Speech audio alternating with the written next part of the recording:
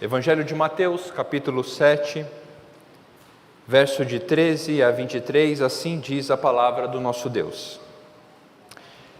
Entrem pela porta estreita, porque larga é a porta e espaçoso é o caminho que conduz para a perdição. E são muitos os que entram por ela.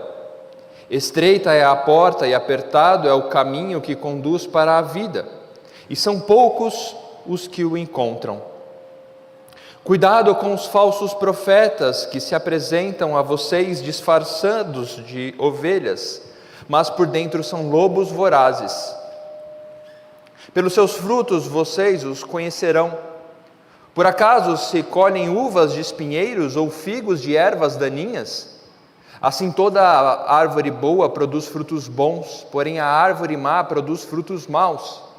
A árvore boa não pode produzir frutos maus, e a árvore má não pode produzir frutos bons. Toda árvore que não produz bom fruto é cortada e jogada no fogo.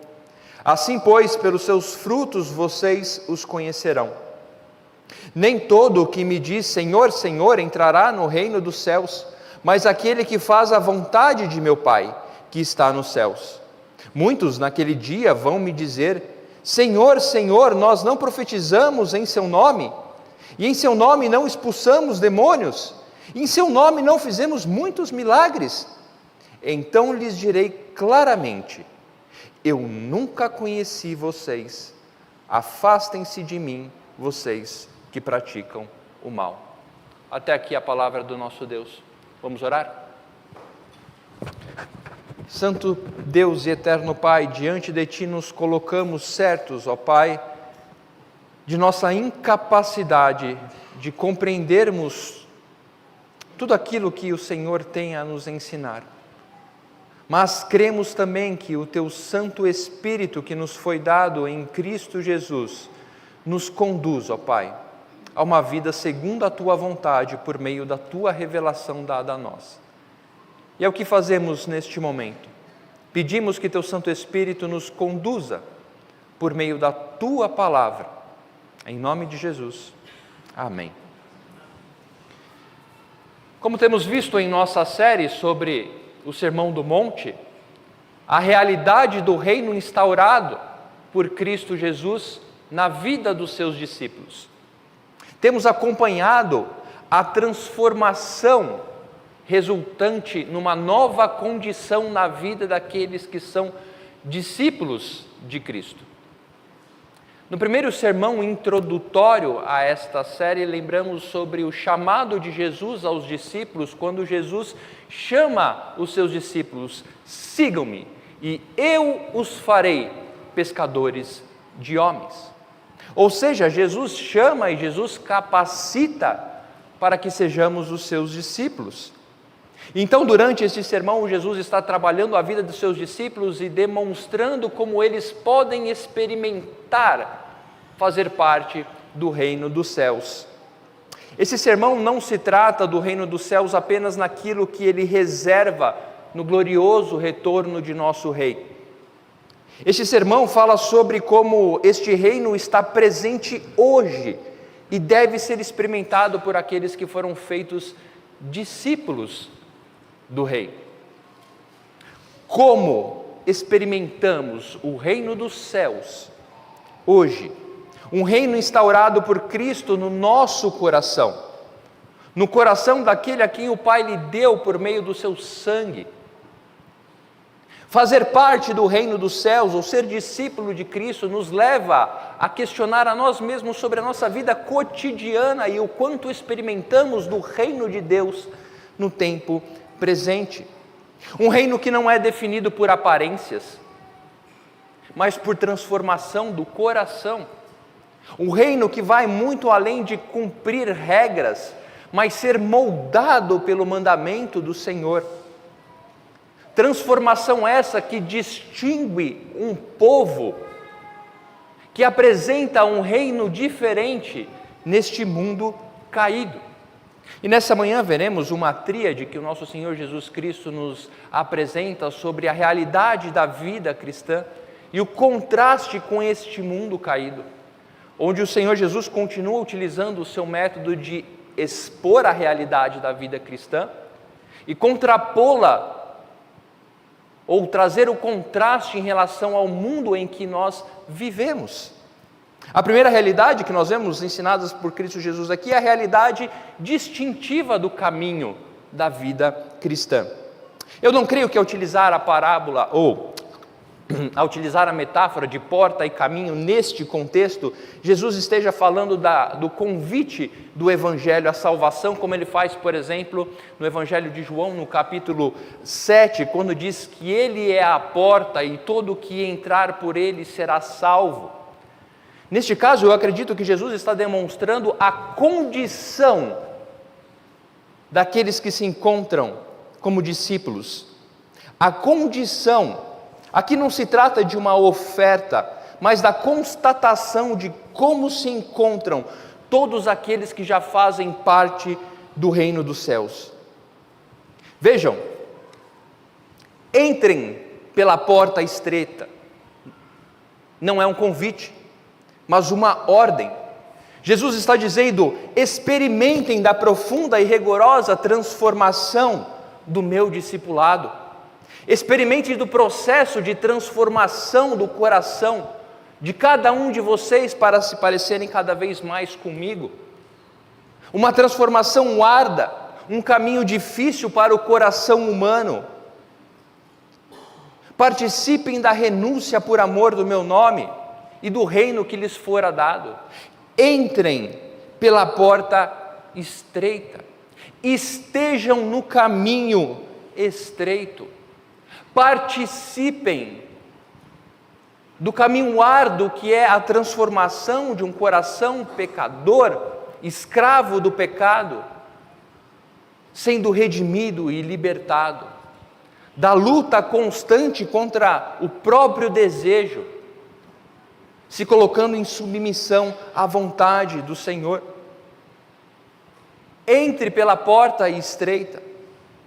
Não é um convite, mas a constatação da condição, da realidade daqueles que se encontram em Cristo Jesus. Então Jesus, após expor e apontar a realidade da caminhada cristã, ele traz o contraste. A porta é larga e espaçoso é o caminho que conduz para a perdição. Aqueles que fazem parte do reino dos céus não deveriam buscar um caminho que não exige renúncia. Aqueles que fazem parte do reino dos céus não deveriam se importar com aquilo que o mundo presente pensa a respeito dele. Não deveriam buscar se aproximar de Jesus Cristo, mas não terem que renunciar a quem são. O caminho largo não vai pedir a sua renúncia. O caminho espaçoso não vai pedir que você renuncie a você mesmo, em favor daquilo que lhe foi dado em Cristo Jesus. O caminho largo e espaçoso vai dizer que você pode se aproximar de Cristo Jesus da forma com que você é e não ser transformado, ou não ter que ser transformado. Esta é a realidade da caminhada cristã. Quão estreita é a porta e apertado o caminho.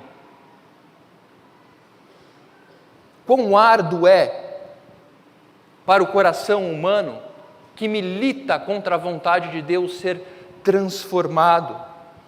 Jesus indica quão difícil se torna esse caminho para nós.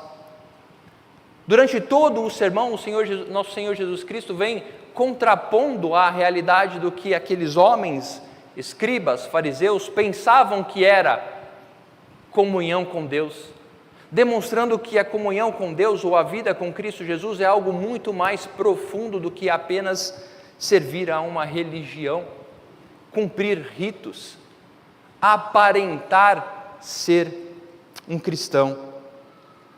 Sua caminhada é árdua, pois seu coração está sendo rigorosamente tratado pelo Senhor.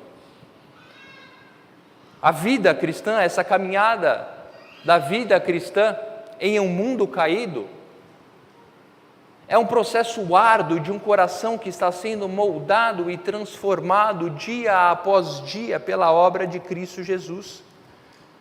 tanto em relação a fatores externos, por exemplo, como perseguição à nossa fé, mas também com relação ao nosso próprio coração, os desejos, aquilo que não queremos nos desapegar, aquilo que muitas vezes nos distancia desta comunhão. Entrem pela porta estreita, participem, experimente do reino dos céus no tempo presente, sendo moldado pelo Senhor. Isso não é o que muitos buscam. Nosso Senhor Jesus Cristo nos ensina isso quando dizendo: poucos serão estes que passarão pelo caminho estreito. Não são muitos que buscam esse relacionamento quando se aproximam de Cristo Jesus, quando frequentam uma igreja, quando dizem crer em Cristo Jesus. Não são muitos aqueles que compreendem que o caminho estreito está forjando, moldando aqueles que pertencem ao reino dos céus.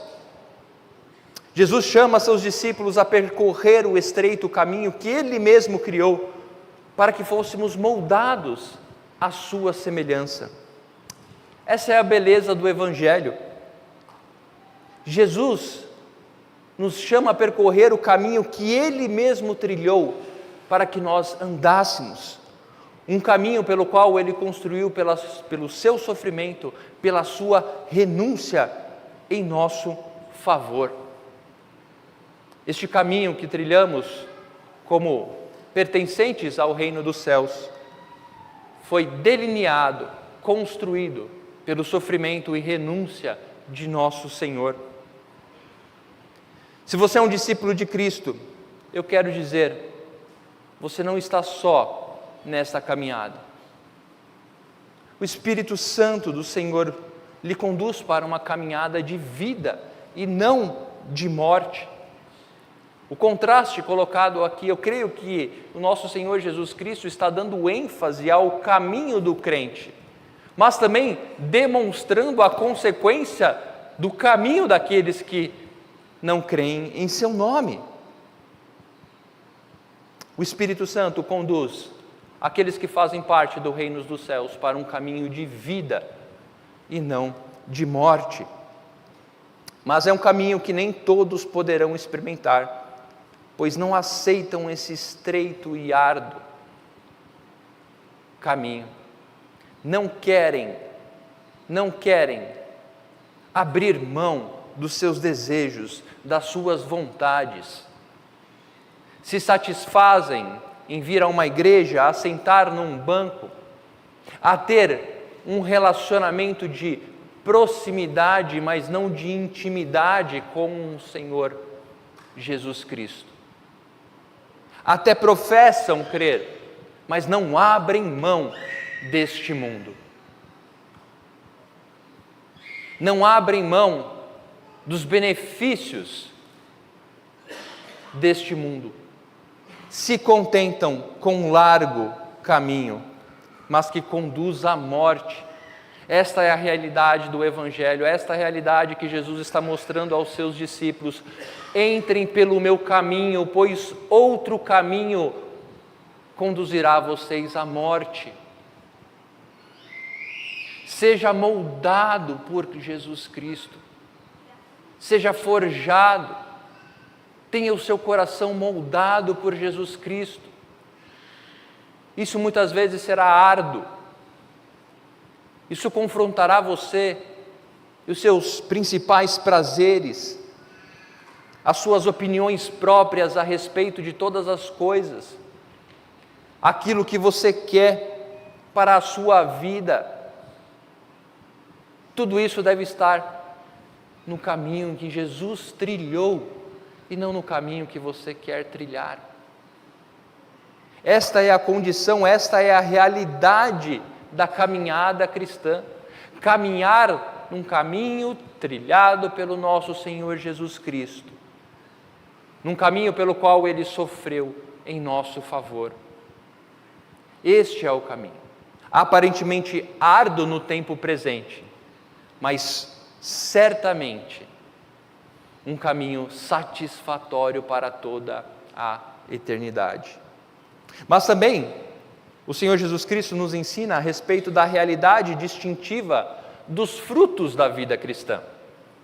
Sim, neste contexto em que o nosso Senhor Jesus Cristo menciona falsos profetas, provavelmente ele está tratando a respeito daqueles que diziam conter a verdade, proclamar a verdade a respeito da palavra de Deus. O termo ovelha, utilizado no Antigo Testamento, designava sempre o povo de Deus, por diversas vezes. No Evangelho de Mateus, o termo ovelha pode ser apontado para a igreja. No capítulo 10, 16, você verá isso, capítulo 25, capítulo 26, Mateus utilizando, ou nosso Senhor Jesus Cristo utilizando a terminologia ovelha para se direcionar ou falar sobre a igreja.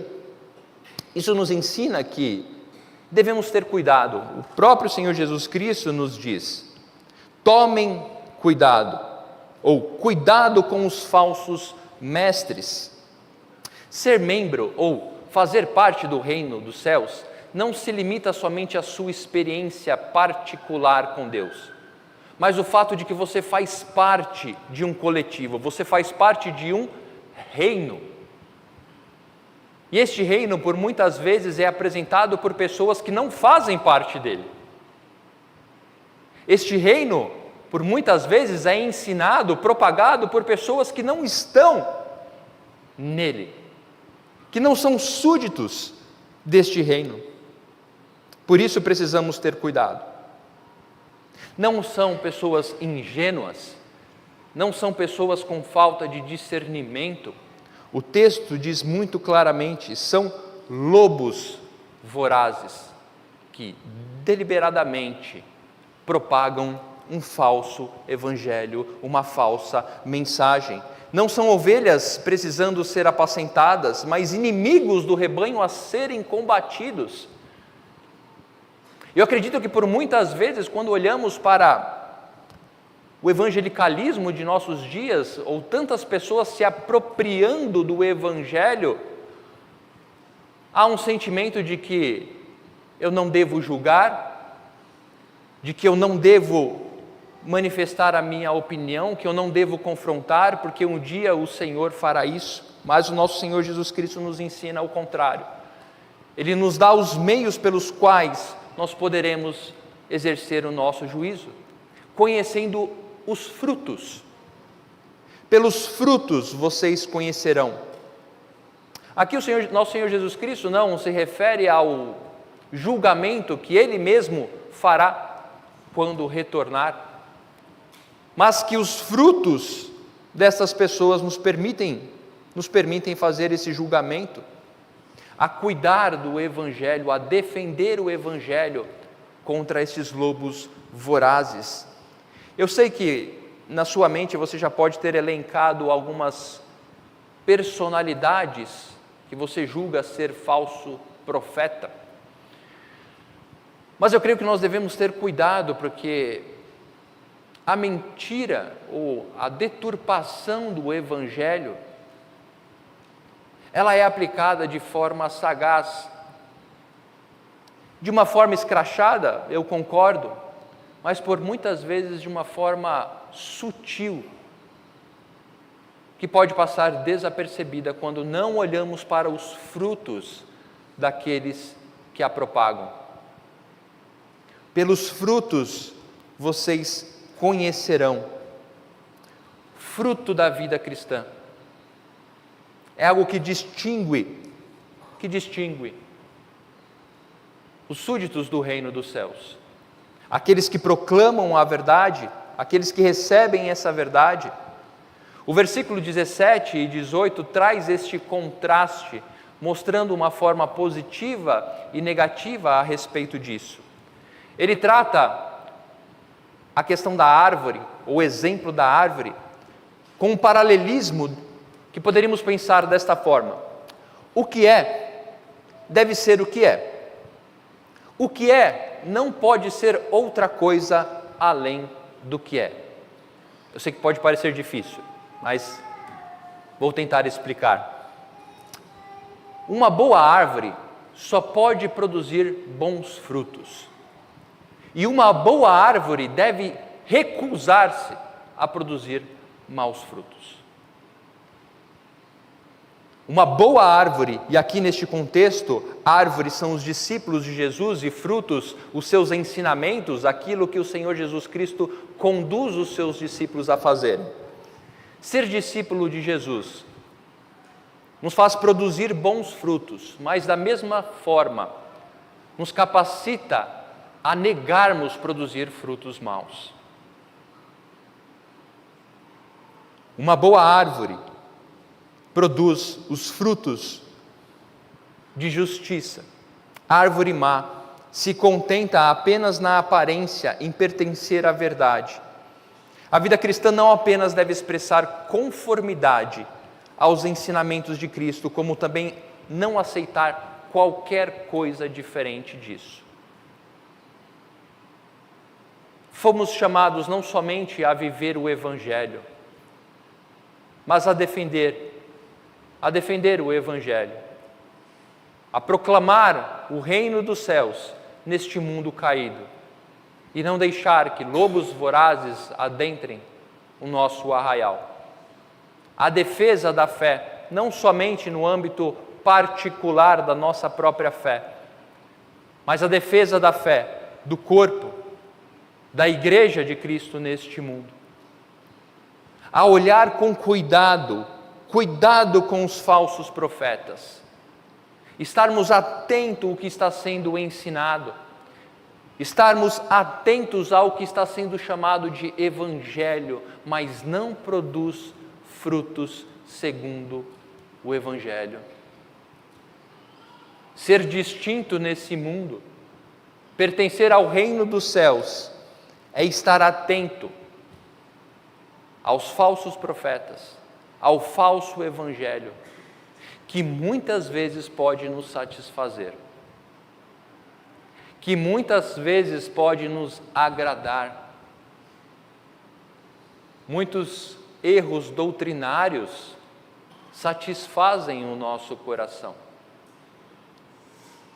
Muitas distorções ou deturpações do evangelho poderão satisfazer o nosso coração. Então não devemos tomar cuidado somente com o que ensinam a respeito do Evangelho, mas com aquilo que estamos querendo aprender a respeito do Evangelho. Estamos nos colocando diante do Evangelho da forma com que ele é? O Evangelho que o nosso Senhor Jesus Cristo nos deu, a santa palavra de Deus não mudará, é irrevogável. Estamos sujeitos a ela, somos moldados por ela, disciplinados por ela, corrigidos por ela, para que possamos produzir bons frutos, para que todos estejamos capacitados a toda boa obra. Vejam que novamente eu creio que o Senhor Jesus Cristo está olhando o lado positivo do reino dos céus para os seus discípulos, afinal este sermão está sendo direcionado aos discípulos, mas ele deixa claro as consequências que isso corre quando não vivemos dessa forma, ou para aqueles que não vivem dessa forma, quando coloca que toda árvore má será cortada e lançada no fogo, versículo 19 e 20, será lançada no fogo. E essa é uma linguagem de julgamento, tanto no primeiro exemplo, o caminho que conduz à morte, como nesse, o Senhor Jesus Cristo apresenta a realidade da vida cristã, mas também não deixa de mostrar a realidade daqueles que não fazem parte do reino dos céus.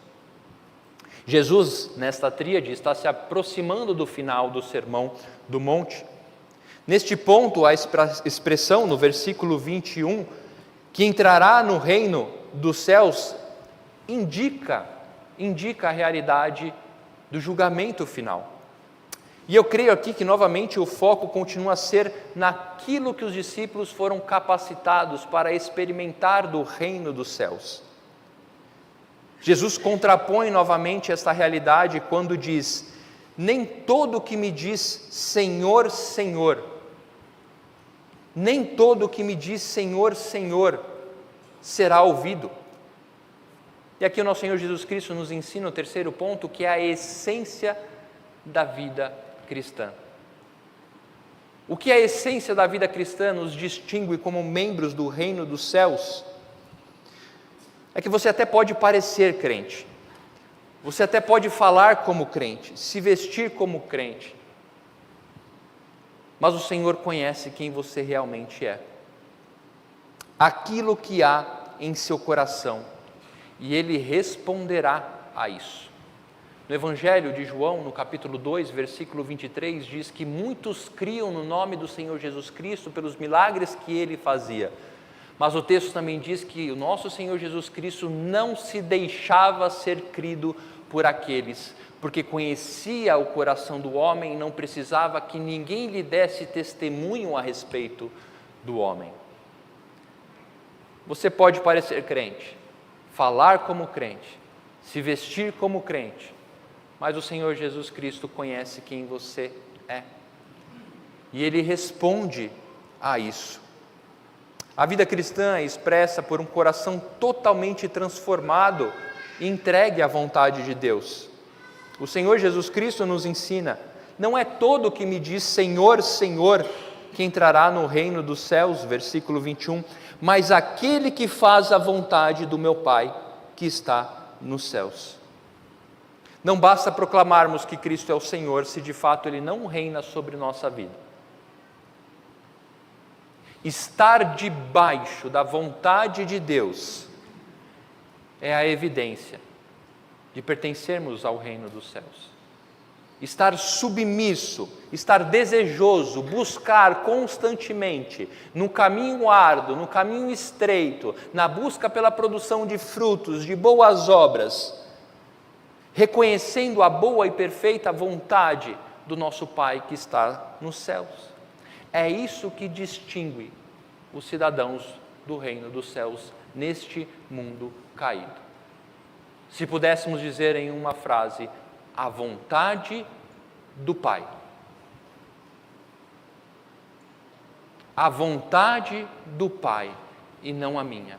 Na vida cotidiana, nas decisões mais simples do nosso dia, como nas intempéries mais difíceis que devemos passar. Qual é a vontade do Pai? Aqueles que fazem a vontade do meu Pai. No versículo 22, a expressão naquele dia, que normalmente é utilizada para o dia do Senhor, o retorno, o julgamento, é uma linguagem comum para o julgamento final. E aqui o Senhor diz que mesmo naquele dia, muitos irão dizer: Senhor, Senhor, em Teu nome fizemos grandes feitos. Em Teu nome, Senhor, nós profetizamos. Em Teu nome, Senhor, nós expulsamos demônios. Em Teu nome nós fizemos muitos milagres. No entanto, tudo isso, a parte de uma vida reta de obediência ao Senhor, não tem importância em si mesmo e são insuficientes para a entrada no reino dos céus. O Senhor responde a isso dizendo: nunca os conheci. Há um peso teológico tremendo nessa resposta do nosso Senhor Jesus Cristo. Quando pensamos nas suas próprias palavras de que todo aquele que o Pai deu virá a Ele, na oração sacerdotal em João 17, quando ele ora a respeito daqueles que o Pai lhe deu, e aqui encontramos essa afirmação de que no último dia o Senhor Jesus Cristo olhará para essas pessoas e dirá: eu nunca os conheci. Mas você pergunta: pastor, mas e os milagres? E os prodígios feitos? Veja que Jesus não contrapõe ou não contradiz aquilo que essas pessoas estão falando. Não, vocês não fizeram milagres. vocês não expulsaram demônios, vocês não fizeram grandes... Não. O Senhor diz, eu nunca os conheci. A palavra de Deus pode ser usada, grandes feitos podem ser realizados e não serem provenientes do Senhor. Estar debaixo da soberania do Senhor, mas não serem provenientes do Senhor. O apóstolo Paulo nos ensina em 2 Tessalonicenses, no capítulo 2, a partir do versículo 7, quando diz: porque o mistério da iniquidade já opera, e aguarda somente que seja afastado aquele que agora o detém. Então será revelado o iníquo, a quem o Senhor Jesus matará com o sopro de sua boca e destruirá pela manifestação de sua vinda. Ora, o aparecimento do iníquo é segundo a ação de Satanás, com todo o poder, sinais e prodígios da mentira, e com todo o engano de injustiça aos que estão perecendo, porque não acolheram o amor da verdade para ser salvos. Esta é outra realidade do Evangelho e da vida cristã. Ela não se apega a feitos, ela não se apega a resultados terrenos. Se a sua fé está apegada, ou se a sua fé está construída a respeito daquilo que você pode pegar ou obter no tempo presente, você é uma fácil presa para estes lobos vorazes. Se você está à espera de milagres, no sentido de grandes feitos e prodígios para alimentar a sua fé e a sua vida com Deus, eu quero dizer que você está sendo uma presa fácil. O Senhor Jesus Cristo não nega que grandes feitos foram realizados por essas pessoas, mas diz, eu nunca os conheci. Não há como termos um relacionamento de comunhão com Cristo sem fazermos a vontade de Deus. Caminhar pelo caminho que Deus trilhou. Defender e viver pelo verdadeiro Evangelho. E compreender a essência da vida cristã, de obediência ao Senhor, nos permite experimentar do reino dos céus. Não porque conseguimos alcançar isso, mas porque fomos alcançados para experimentar isso. O nosso Senhor Jesus Cristo trata a vida de seus discípulos desta forma. Ele nos ensina a compreendermos a realidade do que é ser parte do seu reino. Coração transformado,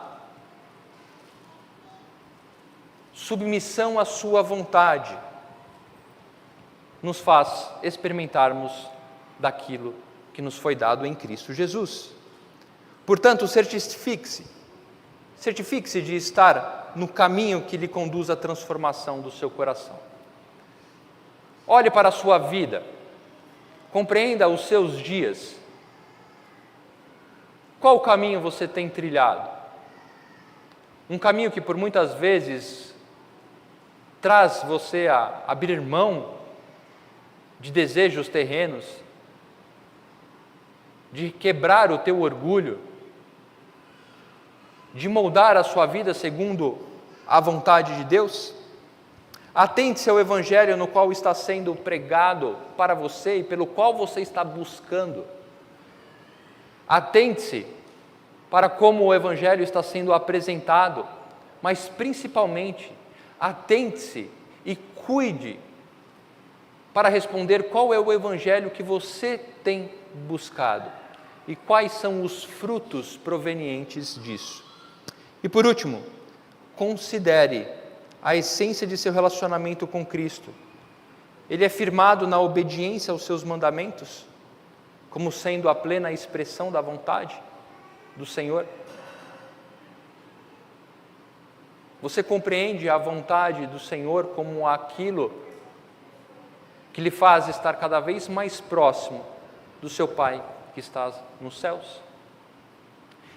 Como eu disse, desde o começo da nossa série, o Sermão do Monte é algo voltado para aqueles que creem em Cristo Jesus como seu Senhor. O nosso Senhor Jesus Cristo nos mostra a maravilhosa graça que nos é dada para percorrer este caminho. A maravilhosa graça que nos é dada para vivermos do verdadeiro Evangelho. A maravilhosa graça que nos é dada para estarmos debaixo da sua obediência. Mas o nosso Senhor Jesus Cristo também deixa claro quais são os resultados de não participarmos disso. O Evangelho não mudará por sua causa, mas ele certamente tem poder para transformá-lo. Que essa seja a nossa alegria, como povo de Deus, de sabermos que fomos transformados e continuamos sendo moldados.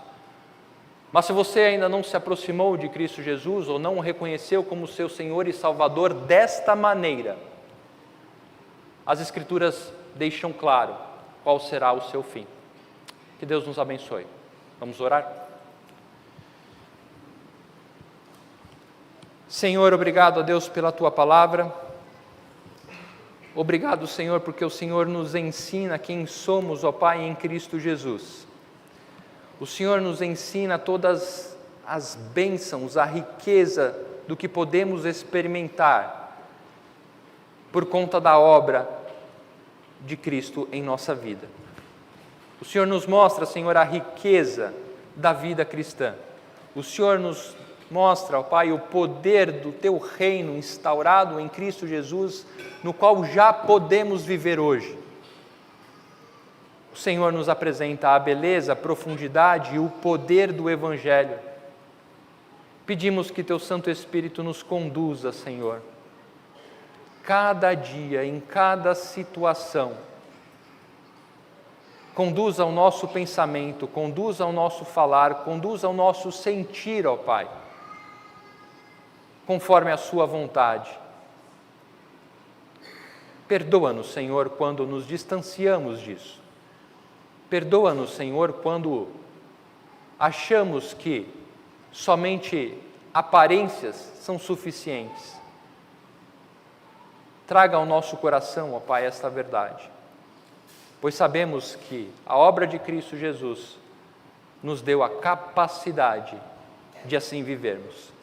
Gratos somos, porque cremos no nome daquele que nos chamou das trevas para a sua maravilhosa luz. E oramos no nome dele, o nosso Senhor Jesus Cristo. Amém.